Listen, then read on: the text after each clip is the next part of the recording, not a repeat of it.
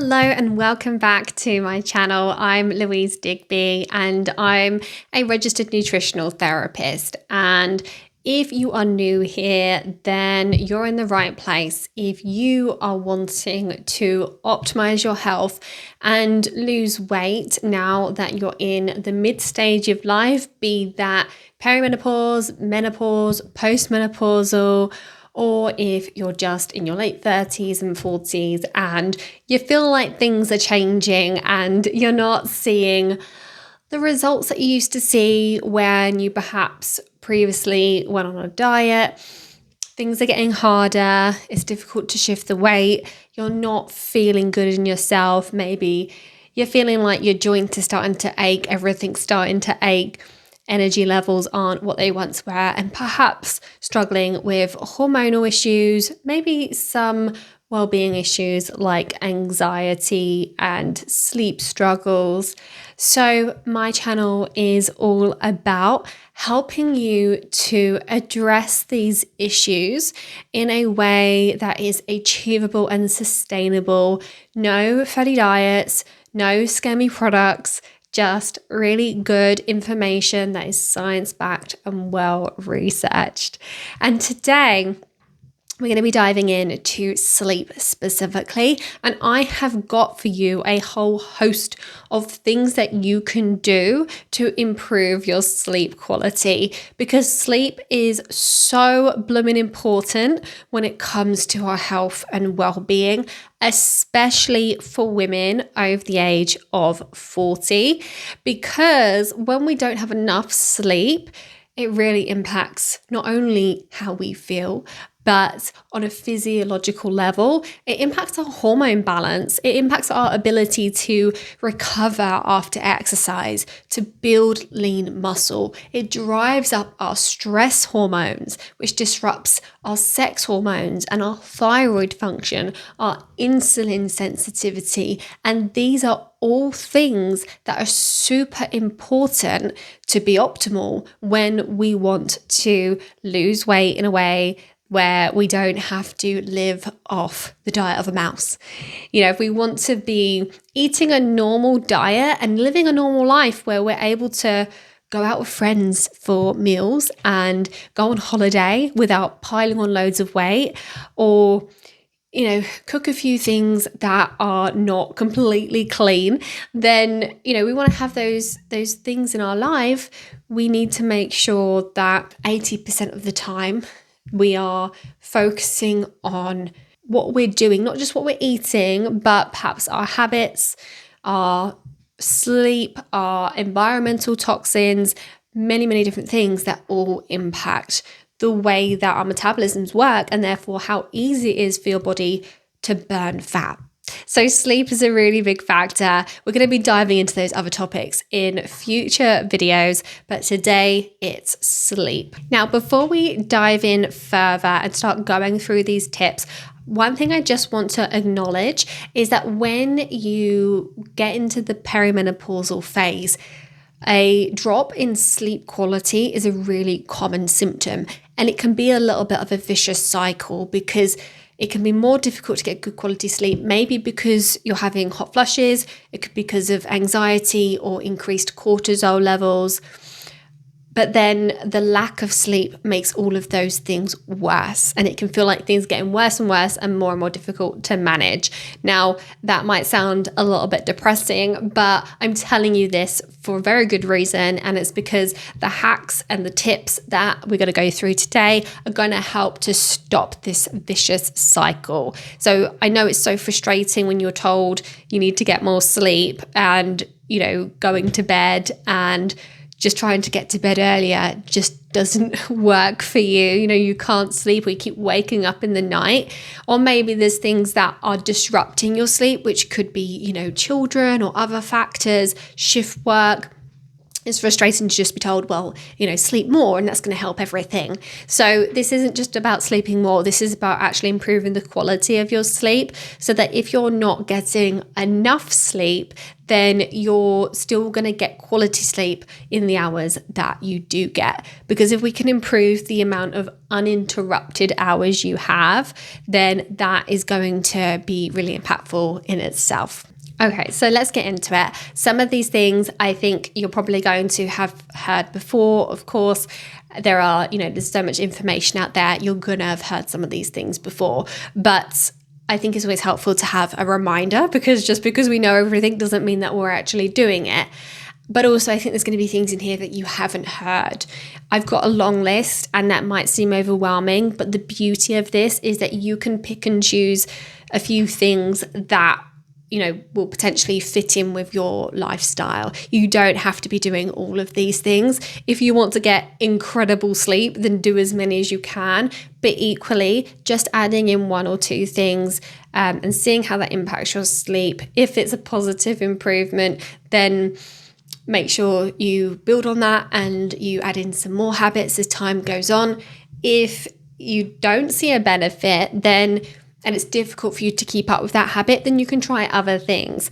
But if you don't see a benefit, it doesn't necessarily mean that the thing that you're doing isn't right for you. It could be that there's other things that are disrupting your sleep, and we need to go a little bit further than what you're doing so far. Hopefully that makes sense. Okay, so one thing that's really important is to have a consistent sleep schedule. Going to bed at the same time every night and waking up at the same time every morning really helps to train your body to know when it's sleep time and when it's wake time.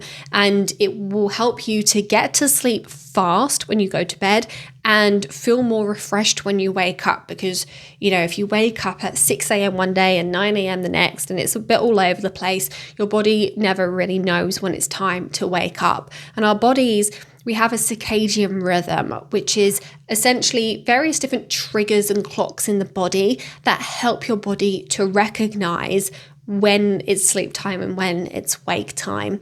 So helping to train your circadian rhythm can make a world of difference. And doing that as consistently as you can.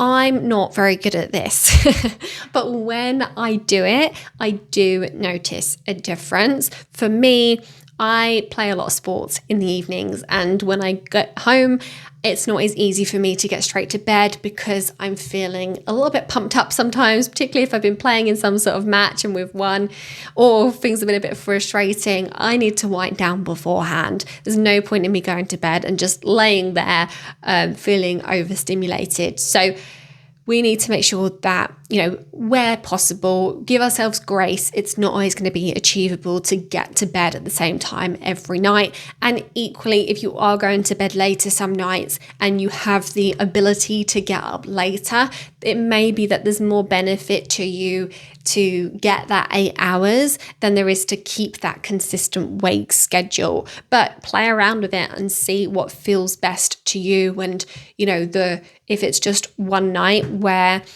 you're getting a late night, it may be better to keep that consistent wake time as opposed to sleeping in and getting that extra hour of sleep, because it might be more difficult for your body to adapt to that later wake time. Now, of course, if you are a shift worker and your shifts vary quite a lot, then this one isn't going to apply to you, unfortunately. There's only so much that you can do when you are a shift worker when it comes to getting a consistent sleep schedule, but there's plenty of other things in this list that will apply to you, so don't worry. Now, winding down with a relaxing bedtime routine is really key.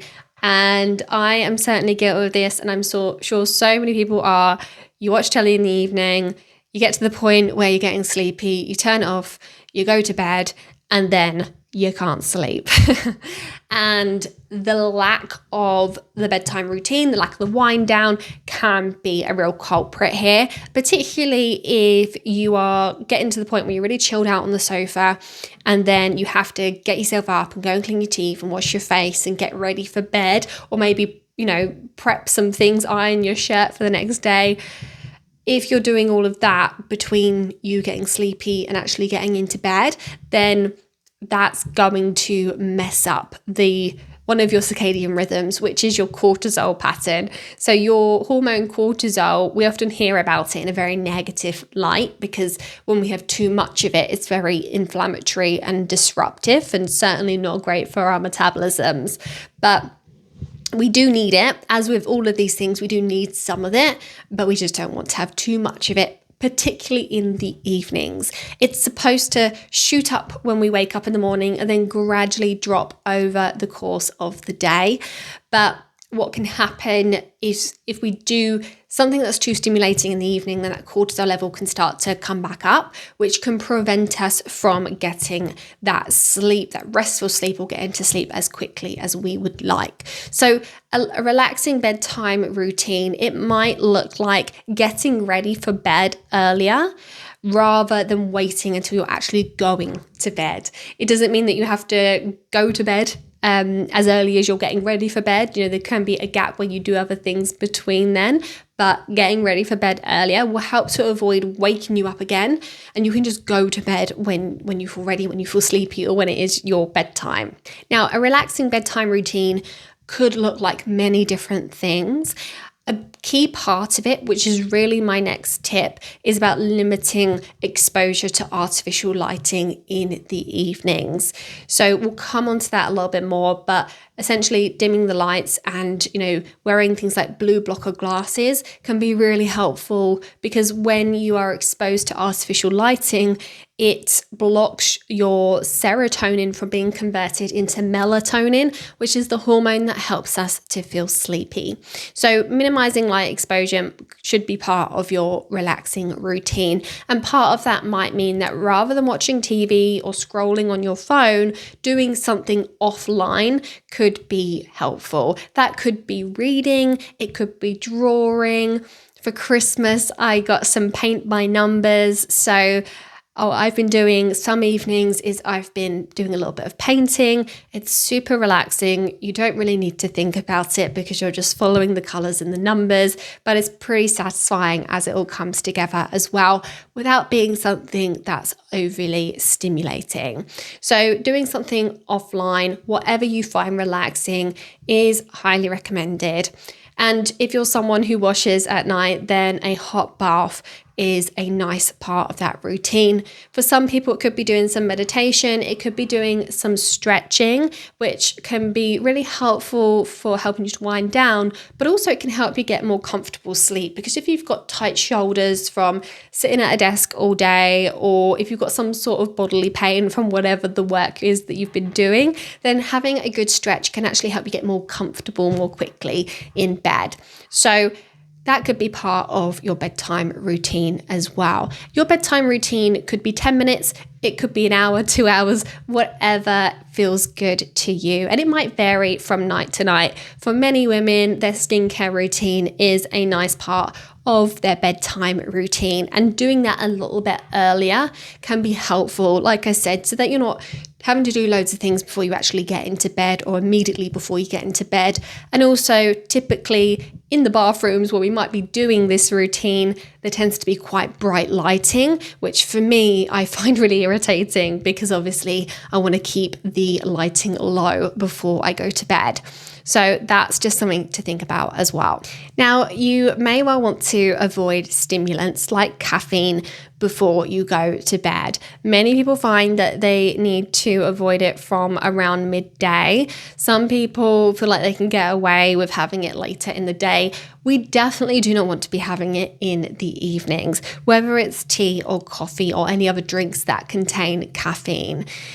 Now, we might feel like we can get away with it, but ultimately the way that caffeine works is that it stimulates the production of cortisol, which is a stress hormone, which helps us to stay alert.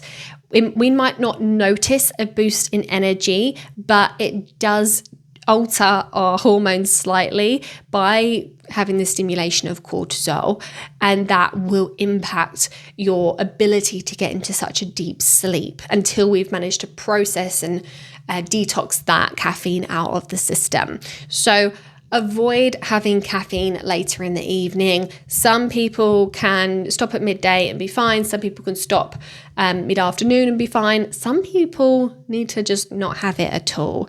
Experiment with it, see what works for you. But switching to decaf, ideally herbal teas can be a really good option.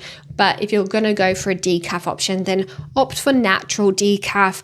This is where they don't use chemicals to remove the caffeine. Instead, they will use a water method or a natural gas method to remove the caffeine. So just be cautious of most decaffeinated teas and coffees. They use chemicals to remove the caffeine, which isn't ideal. Now, along the same theme, it's a good idea to moderate your alcohol intake. When it comes to your sleep, alcohol is something that it can feel like it helps us to sleep because it's a relaxant, but unfortunately it will stop you getting good quality sleep. It will stop you getting into deep sleep, and you'll also be more likely to wake up an hour or two after you go to sleep. So it might help you get to sleep more quickly, but you're not going to get as good quality sleep, and you're probably going to wake up sooner. Now, another thing to think about is magnesium. This is probably one of my all-time favorite supplements because magnesium is so versatile. It's so good for so many things. And also it's something that most of us struggle to get enough of, even when we eat a really good diet. It's so depleted from the soil and therefore the foods that we eat. So even if you're eating a bucket load of vegetables every day, you're probably not going to be getting enough magnesium. And if you are stressed, if you sweat a lot, either because of exercise or whatever reason, if you drink coffee, if you drink alcohol, these are all things that deplete magnesium from your body. And when you are under stress, you have a greater need for magnesium. So a lack of magnesium can actually disrupt your sleep quality. It can make it more difficult for your body to relax. You can be more prone to muscle cramps. All of these things are not going to be helpful with sleep. So there are various ways that you can take magnesium. You can use a magnesium lotion, which is literally a moisturizer that you can rub into your skin. It can come in many forms. It can be like a spray that's just a teeny bit oily, mostly just disappears into your skin. You can get gels that are really concentrated and you can rub into particular problem areas, maybe areas where you're prone to cramps. Great for rubbing into your tummy if you're getting PMS. You can also take Epsom salt baths. These are fantastic. Such a good way to absorb magnesium. We absorb magnesium so well through the skin. So you can add it to your bath. Super helpful after exercise, particularly if you've been exercising in the evening, because you've got the double benefit of the bath being relaxing and the magnesium being a relaxant as well. And then, of course, you can take a supplement. When it comes to sleep, I tend to recommend magnesium glycinate. It's a form of magnesium that is particularly good for sleep. You get it in different forms. Some forms are better for easing digestion. Some forms are better for supporting your nervous system. But glycinate is generally best for sleep. So you can take this in powder form, capsule form. I don't tend to recommend tablets because tablets are very difficult for our digestive system to properly break down, and they tend to come with a lot of binders and fillers. So I'll include a recommended product in the notes below. Now, let's talk about bedtime snacks because there's a lot of conflicting information in this area. We're often told to go to bed on an empty stomach because if we go to bed shortly after eating, it's not great for our metabolism and it's not great for our sleep quality either. However, there can be times when it makes sense to have a bedtime snack, and the type of snack you have will depend on the type of problem you're experiencing. If you are waking up at the same time every morning, not morning, but in the middle of the night, early hours in the morning, many women experience waking up at like 1 a.m., 2 a.m., 3 a.m., maybe 4 a.m., and they find that at the same time every night, they wake up for no real reason. They often feel quite alert and they struggle to get back off to sleep. If that's happening, the likelihood is that your blood sugars are crashing. And then that crash in blood sugar stimulates a stress response, and that rise in cortisol happens to respond to the stress. But that's what's supposed to happen when we wake up in the morning. We're supposed to get that rise in cortisol upon waking. So essentially, your circadian rhythm is disrupted and it's happening way too early in the night. So when this happens, we want to try and prevent that blood sugar crash, and therefore a protein-rich snack can be really useful for preventing that blood sugar dip. It may just delay it. It might prevent it altogether. So if you're not already, make sure you're having plenty of protein with your dinner. That may be enough to get you through the night without having that blood sugar crash. If you're already doing that, then an hour or so before bed, consider having a protein-rich snack. This could be a couple of slices of chicken. It could be some almonds or Brazil nuts. It could be a boiled egg. It doesn't have to be anything fancy. It could be a really good quality protein powder that you incorporate into some sort of bedtime drink potentially. So it doesn't have to be anything elaborate, but just a small protein snack may be enough to prevent your blood sugars from crashing, and that might help to prevent you waking up at that same time every night. If you're struggling to get off to sleep in the first place, there could be loads of reasons for that. And, you can probably imagine what those reasons are as we go through this list. These are often solutions to problems like too much light exposure, too much stimulation, not enough winding down before bed. But there could be a lack of tryptophan and therefore a lack of serotonin, which can make it more difficult for you to make enough melatonin so that you can get to sleep. And having a carbohydrate-based snack can be really helpful to support that tryptophan absorption and therefore the serotonin and melatonin production. Now, having the carbs away from your dinner is the best way for you to be able to make that melatonin, because there's tryptophan in lots of things that we eat, particularly protein-based meals that we eat, but it competes with all the other amino acids, all the other types of proteins to be absorbed. And unfortunately, we can't absorb tryptophan when there's other amino acids that are competing with it. So when we have carbohydrates on their own, they actually help your body to absorb the tryptophan. It actually helps tryptophan to cross the blood-brain barrier so that it can get into our brain and do the job that it needs to do. So this could be having a couple of new potatoes, again, a couple of hours before bed. It could be having a little bit of rice a couple of hours before bed. Again, it doesn't have to be anything fancy, but just a small snack, a couple of tablespoons worth of carbohydrates on their own away from the protein could be helpful here. And, this might sound in contrast to recommendations that I've given before, where I talk about how we need to pair our proteins with carbohydrates. And this really comes back to how nutrition is so individualized. This is not something that I recommend to everyone. It's solving a specific problem. It's not the long-term solution necessarily, because if you're struggling to make enough tryptophan to get off to sleep properly, then that could be a gut issue. We make 90% of our serotonin in the gut. And if we have imbalances in the gut bacteria, then that will impact how well we're able to absorb the tryptophan and make the serotonin. So this carbohydrate-based snack that you might have in the evening to support sleep, if that works, then great, but it might not be the long-term solution, and you might want to look at your gut health and other factors that can disrupt serotonin production. Now, let's talk a little bit about your sleep environment. It's important that we set ourselves up for success and that we are doing what we can to minimize disruptions to sleep.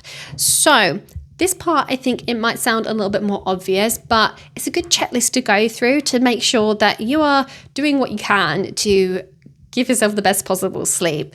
So Making sure that you've got blackout curtains or blinds, or in my case, both, because I find that blackout blinds aren't enough. There's too much light that comes around the edge, so I have blackout curtains as well. And sometimes I also wear a sleep mask, because in the summer, when it's super bright out first thing in the morning, the sun shines right on my window first thing in the morning, and my room still gets fairly bright. So I actually put on an eye mask as well. And if you have an eye mask, you don't necessarily need the blackout curtains and blinds. You can just use the eye mask and it will do everything that you need to do. I've put a link to a really good one in the show notes. This really builds on the light regulation that I was talking about before. So in the evenings, limiting your exposure to light, particularly blue light, will help your body to produce melatonin so that you can get into a deep sleep. And equally, making sure your bedroom's nice and dark will help to prevent any light, whether that's from devices or whether it's from outside, help to prevent you from waking up too soon. But equally, light regulation is really important in the morning to get you started on your day. And we'll come back to that in a minute because we're going to get into daytime habits. So nice dark bedroom, really key. Next, we want to make sure that we've got a cool bedroom. Now, it's tempting to turn up the thermostat at night, particularly if you're prone to getting cold in bed. But when it's too warm, it can be really disruptive to our sleep because, when we get into a deep sleep and we've got the duvet wrapped around us, we can get really hot.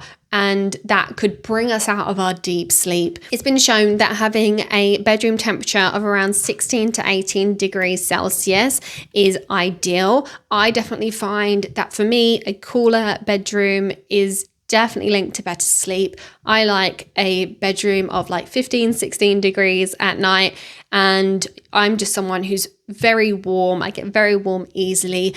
I'm cold when I first get into bed, but then within about a minute, I'm absolutely boiling. So if you're someone who's more prone to the cold, you might benefit from an electric blanket just to make the initial transition of getting into bed a bit easier. But definitely turn that off and, make sure that you've got plenty of kind of breathable layers on. Make sure that your pajamas are cotton based so that they're breathable. Your bedding is cottons again so that it's breathable, because those more artificial man-made fabrics can make it more difficult for you to regulate your heat and make it more likely that you're going to get a bit hot, particularly if you're perimenopausal and you're experiencing hot flushes. We definitely want to do everything we can on this one. I would say this is a top priority. Nice cool bedroom and breathable fabrics, and opening the window is a good shout as well. Even if it's really cold out, just opening the window a crack. It can help with temperature regulation, but also just keeping fresh air in the bedroom.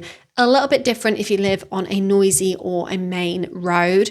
Instead, for purer air in the bedroom, you may want to look at certain plants that cleanse the air, like aloe vera plant or snake plants, spider plants, or an air purifier. Next, let's talk about noise, another thing that can disrupt our sleep. If you are lucky enough to live in a place that's nice and quiet and you don't tend to get disrupted by the other people in your house or neighbors or anyone like that, then you might not need to worry about this. But if there are noises around you caused by other people, animals, or whatever, you may benefit from trying to cancel out that noise in one way or another. Maybe that might be earplugs if you can find some that feel comfortable for you. Maybe it's playing some white noise. There's various ways that you can try and drown out those noises and prevent them from disrupting your sleep. Now, I think it's really important to make the bedroom a device-free zone, whether that's your TV, whether it is your phone, your laptop, whatever. Keeping these out of the bedroom is just really good practice, because devices, not only do they emit light, which can be annoying, if you've got a blinking light on something, It's also, they're just so addictive. It's so easy to pick up your phone as soon as you wake up. It's so easy to pick up your phone if you're struggling to get to sleep. And actually, if these things weren't within reach, we might be more likely to pick up a book and read instead of scrolling, which, if we do that, we're probably more likely to get to sleep quicker. Whereas scrolling on a phone, sometimes it can feel like it makes us sleepy, but actually it's still blocking the melatonin production. So the quality of sleep isn't going to be so good. You're going to be more likely to wake up again soon after going to sleep. Okay, let's think about the daytime routines, because we tend to think that is what we do in the evenings that really make a big difference when it comes to getting quality sleep or being able to get off to sleep quickly. But actually, what you do in the daytime is very important too. And as I hinted at earlier, daylight exposure, particularly first thing in the morning, is so helpful. It does the opposite of what the blue light does in the evening. So when we're exposed to daylight sunlight, it helps to break down the melatonin in the brain and ultimately convert it back into serotonin. And that does a couple of things. One, it helps to get rid of that grogginess and sleepiness. It helps to reset your circadian rhythm so that you're keeping it regulated and you're, again, feeling awake at the right times and feeling sleepy at the right times. And it also helps you to feel in a better mood, because serotonin is the happy hormone. And if we're not breaking down the melatonin and converting it back into serotonin, that's going to have an impact on how we feel in ourselves. So on days when the sun is out, if we can get out, even if it's just 5 to 10 minutes, and see the sunlight, don't stare directly at the sun, of course, but if we can get out for a walk or just sit in the garden and have your cup of tea in the morning and get that sunlight, then that is amazing. It's such a great way to start the day. If it's gloomy, like it so often is, then you can get lux lamps or therapy lamps, which are super helpful. You just sit close to them, depends on the quality of it, but you can sit really close to them, or you could have it a bit further away and keep it on for longer. But they emit natural daylight, or light that mimics natural daylight, which again has that same effect of breaking down the melatonin. And you can sit in front of it whilst you're doing your makeup, having your breakfast, or whilst you're working. So doing that in the morning, really helpful. Now, exercise is a key part of getting good quality sleep. I know for myself, on the days when I have exercised, I sleep so much better. It's almost like, even if I'm not feeling super energized by the time I go to bed, it's almost like I've got leftover energy that I haven't burnt, and therefore it's not so easy for me to get to sleep. One of our internal clocks, one of the circadian rhythms that tells us that we need to go to sleep, is essentially an energy meter. How much energy have we burned? When we've burnt a certain amount of energy, our body knows that it's time for us to rest and recover. So that is one of the things that helps us to feel sleepy. So it could be doing a workout, it could be getting out for a walk, it could be both of those things, it could be something else entirely. But essentially, moving your body and doing that regularly is going to help you get better quality sleep. Try to avoid, this is me not taking my own advice here, but try to avoid stimulating exercise in the evening. So loads of cardio in the evenings generally isn't a good idea, because it raises your cortisol levels and that can make it more difficult for you to get to sleep afterwards. When we work out like that, having some carbohydrate afterwards to help replenish our glycogen stores in our muscle, essentially the sugar stores, that can help to bring our cortisol level down again afterwards, because when we have deplenished glucose stores, that is stressful for our body, so we raise our cortisol levels. So having some carbs after cardio helps to drive that cortisol level down again. But having said that, I would avoid doing the stimulating cardio type exercise in the evenings if you can. I say that I don't follow that advice because I play sport, I play badminton and I play netball, and unfortunately those things are in the evenings and it's unavoidable for me. But I do take steps after those workouts to try and bring myself back down into a relaxed state as soon as possible, from listening to calming music to making sure that I refuel after my workouts to bring down that cortisol level, having a relaxing bath, reading, all of those things. So sometimes we can do things that aren't necessarily by the book, if you like, but we can compensate for that with extra steps. Now, if you're someone who tends to have their sleep disruptive by needing to go to the loo in the night, then it's a good idea to think about the timing of your hydration and trying to front load your day a little bit by drinking more in the mornings and early afternoons rather than drinking loads in the evenings is going to be helpful. And particularly switching to decaffeinated teas and coffees or caffeine-free drinks in the evenings helps as well, because caffeine is irritating to the bladder. It is a diuretic, so it does make us need to go to the loo more often. So the combination of moving away from caffeinated drinks in the evenings, as well as to try drink more earlier in the day, will help you to not need to get up in the night so often. Now, it wouldn't be right if we didn't talk about stress management. Obviously, one of the big things that really disrupts sleep is our woes and worries.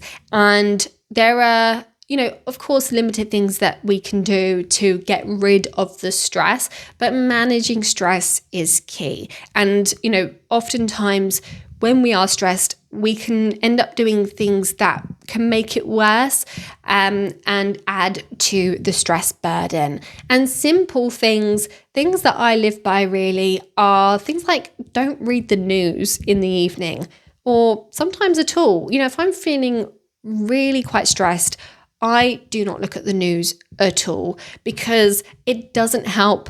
It doesn't make me feel better in any way. It makes me feel like the world is an awful place, and that just isn't helpful. If there's some big news that I need to know, I'm going to hear about it one way or another. Someone's going to tell me about it. So I stopped watching the news a long time ago, and it was a massive benefit to my overall well-being.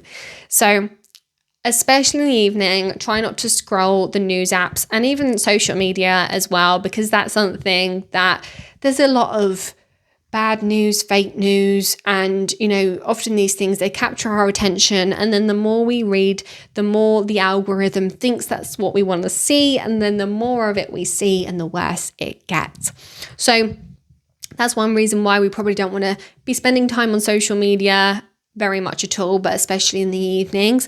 But also that scrolling, that doom scrolling is not good for our well-being, and the exposure to the blue light disrupts the melatonin. So try not to look at news or social media in the evenings. That's one thing that you can do for the stress management side of things. But also going back to what I was talking about, having a relaxing bedtime routine. So whether it's something crafty or artsy, or whether it's just something that makes you feel good. It might be listening to an audiobook. It could even be going out for a walk. Again, this could be in the day. It could be in the evening. Spending time in nature.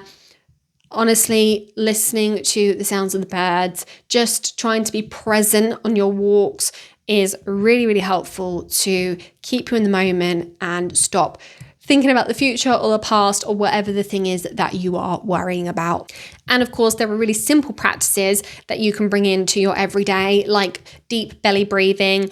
There's many different varieties of this, like diaphragmatic breathing or box breathing. Essentially, all ways of breathing into your belly rather than keeping it all up here and breathing up into our upper chest. When we breathe shallowly, we, essentially like panting, just taking little tiny shallow breaths more regularly, that is a stress signal to our bodies that something isn't right. When we are breathing deeply and slowly, it stimulates the parasympathetic nervous system, which is basically the nervous system that is associated with relaxation and digestion. So taking a couple of minutes, if that, to do some deep belly breathing at least once a day, maybe a couple of times a day. This could be something you do in the evening before bed. It can be so helpful for just getting your body out of that fight or flight mode more often. Now, if you're not taking a vitamin D supplement, then there's a good chance that you're going to benefit from taking one, particularly if you live in the northern hemisphere. It's very difficult to get enough exposure to sunlight. There's not really much that we get from food. You've got to be eating an absolute bucket load of salmon and dairy products to be getting any. And even then, it's often still not enough. If you wear sunscreen, which I, diligently do on my face every day throughout the year, if you diligently wear sunscreen, or even just sometimes, then that's going to block your production of vitamin D whilst you're wearing it. So there's a strong chance that you're not going to be getting much vitamin D at all if you don't take a supplement. So vitamin D, a bit like magnesium, is a very good idea to take. They work together because if we don't have enough magnesium, it's difficult to absorb our vitamin D. So it's often a very good idea to take a combination product. And again, I'll link something below, but supplementing vitamin D, super helpful for our sleep. Vitamin D is actually a hormone and very important for our brain health. So many other things that it's important for, but I won't get into that now. But really important for our brain health and good quality sleep, moods, energy, and all that stuff. Okay, before we wrap up, I just want to touch on a couple of kind of mindset things that you can do to help you get to sleep, particularly if you are someone who struggles with their mind being a little bit too active and that stopping you from getting off to sleep as quickly as you like. There's definitely evenings where I feel sleepy, I feel tired, I do kind of most of the things that I perhaps should be doing to get good quality sleep, and then I get into bed and my mind just goes off and I'm thinking about everything, overthinking everything, and this is when these mindset hacks, if you like, can be super helpful. So a gratitude practice can be very useful if you're in a very negative mind frame. Sometimes when we're feeling a bit low and we're feeling very negative or like things aren't going our way, we can get ourselves in a bit of a rut when it comes to our thought behaviors or our thought patterns, and that can make it difficult for us to switch off. And practicing gratitude is something that can be really helpful for getting yourself out of that negative mind pit.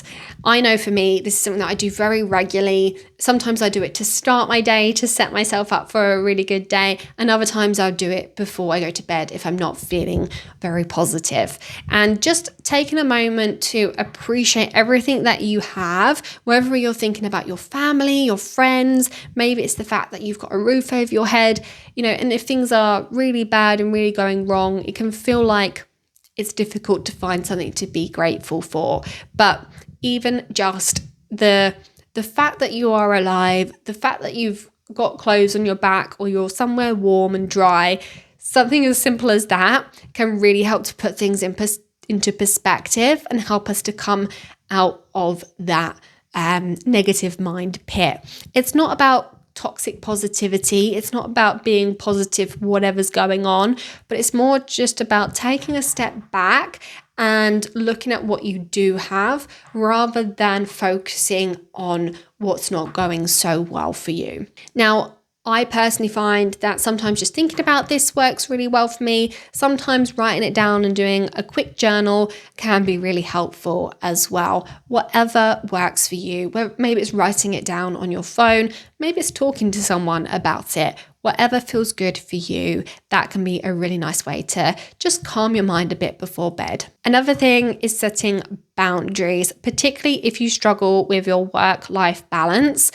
It can be very difficult in this day and age when our work emails come through to our phone and, we are always online, we're always connected, and we are so available all the time. People can contact us anytime. That in itself can be stressful. And, when you've got a long list of messages that you need to get back to, or you've got emails pinging, or maybe even just notifications from various apps pinging, all of that I personally find is really stressful. It kind of gets me feeling a bit like anxious and worked up. And especially if I'm looking at my phone too much in the evening. So setting boundaries, and you might be deciding that you're not going to look at your work emails after a certain time or before a certain time in the morning. And that's really difficult if you're in the habit of doing that. So it's a good idea to use the settings on your phone to make sure that you don't get notifications for work emails when you're not working, or maybe just get rid of the notifications altogether, because the likelihood is if you're working and you're on your work devices, you're going to see those emails anyway. And I don't know about you, but when I'm working and I've got emails constantly coming through, it's super distracting and it makes me jump from task to task. So it's a good idea to turn those things off anyway, so that you can have set times when you look at your emails or work messages, rather than looking at them as soon as they come through and thinking, oh, that's another thing that I need to get back to and respond to. If you're not going to respond to it immediately, you don't need to know about it. And along with this, I found turning off all the notifications on my phone was just the best thing. A few years back, probably 10 years back, when I first got a smartphone, I found that, every time my phone pinged, it was like a hit of dopamine. It was like, oh, I've got a text, and it was exciting. Now, maybe it's because I'm a millennial, but now when my phone makes a noise, it's just like, oh, for God's sake, what is this now? Who's texting me? Or what needs attention? What app is demanding my attention? Who sent me a Facebook message or whatever? But turning off all of those things, the Facebook notifications, the Instagram, the email, the eBay notifications, turn them off really means that when my phone goes off, it's a message that I actually need to pay attention to. And, using functions on your phone like Do Not Disturb, you can put, I know on an iPhone, you can have like work focus or various other settings like that, where only certain messages can get through at certain times of the day. And you can do the same thing with notifications. You can either turn them off altogether or only have them on at certain times. For me, everything's off except WhatsApp and Slack, which is what I use for work, but they go off completely. Well, Slack goes off completely after my working hours, and WhatsApp goes off completely at night. My phone is on flight mode. I'm uncontactable, and I highly recommend that as well, because when it's almost like a psychological thing, when you know that your phone could go off or might go off, it's like you're listening out for it a little bit. When I started putting my phone on flight mode, it made a really big difference for me, and getting it away from the bed, at least, if not out of the bedroom, is ideal. All right, well, that is everything that I've got for you today. Hopefully you found it really helpful and you can see ways that you can improve your habits and routines to help you get better quality sleep. I can't emphasize enough just how incredibly important it is to get good quality sleep.